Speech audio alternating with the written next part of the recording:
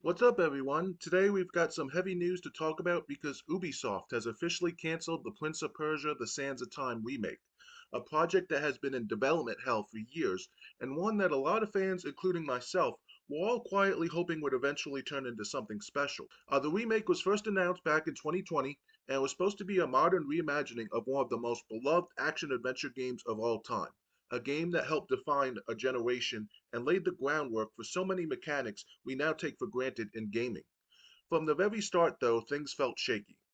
The reveal trailer was met with a lot of criticism, especially about the visuals and animations, and instead of the excitement you usually see around a remake of a classic, there was concern and disappointment.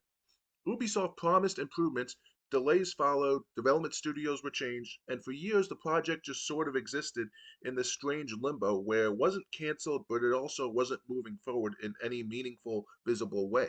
Now we finally have the answer, and that answer is that the remake is done. It's over. And Ubisoft has decided to walk away from it entirely as part of a much larger restructuring inside the company. The cancellation isn't just about Prince of Persia, though, and that's an important thing to understand. Ubisoft is going through a massive internal reset right now. They're cutting projects, reorganizing teams, shifting focus, and trying to stabilize a company that has been struggling with delays, inconsistent releases, and declining confidence from both fans and investors. The Sands of Time remake became a symbol of all those problems.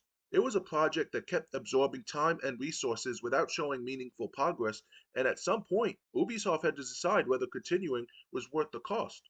According to their own statements, the remake simply wasn't meeting their quality expectations and would have required even more time, more money, and more restructuring to get it where they wanted it to be. Instead of pushing forward and potentially releasing something that might disappoint fans and damage the legacy of the original, they chose to cancel it outright. That's a tough decision and it hurts, but from a business perspective, it makes sense when you look at how long this project had already been struggling. What makes this sting even more is what Prince of Persia represents. Sands of Time isn't just another old game, it's a landmark title. It gave a fluid parkour movement before parkour was a standard feature in action games. It introduced time manipulation as a core mechanic in a way that felt innovative and meaningful. It had strong storytelling, memorable characters, and a sense of adventure that still holds up today. For many players, this was the introduction to cinematic action adventure games, and it directly influenced franchises like Assassin's Creed, which ironically went on to become Ubisoft's biggest success. So when Ubisoft cancels a remake of Sands of Time, it feels like more than just losing a game. It feels like losing a chance to properly honor one of their most important legacies. At the same time, there's a strange sense of relief mixed in with the disappointment. Because if we're being honest, this remake never inspired full confidence. Every update felt uncertain. Every delay made it harder to believe that the final product would truly do justice to the original. There was always that fear that the remake would launch half baked, rushed, or technically flawed, and that would end up remembered as another example of how not to handle a classic. Canceling it now at least prevents that outcome. It stops the bleeding. It keeps Sands of Time from becoming associated with a failed remake rather than the masterpiece it already is. In a weird way, cancellation protects the legacy of the original game. Now, this doesn't mean Prince of Persia as a franchise is dead. Ubisoft has made it clear that the universe still matters to them. We've already seen signs of life with projects like The Lost Crown, which took the series in a different direction and reminded people that Prince of Persia can still be creative and relevant. The cancellation of the Sands of Time remake just means that this specific vision, this specific project is over. It opens the door for something new, something potentially better planned, and more carefully executed in the future. Whether that future comes soon or years from now is anyone's guess, but the franchise itself still has value, and Ubisoft knows that. It's also worth talking about how this reflects the broader state of the gaming industry. We're seeing more and more examples of ambitious projects being canceled after years of development.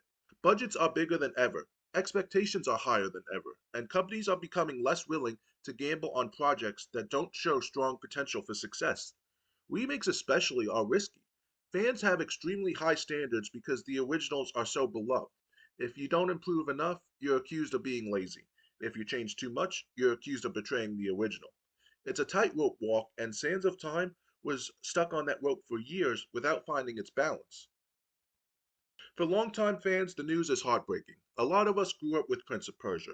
We imagined what those environments would look like with modern lighting, modern animation, and refined controls. We wanted to relive the story with today's technology, and now that dream is gone, at least in this form.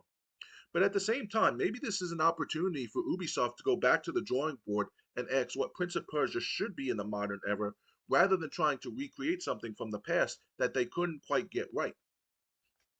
So where does this leave us? It leaves us with the original Sands of Time still standing tall, untouched, and undefeated. It leaves us with a reminder of how hard it is just to remake a classic.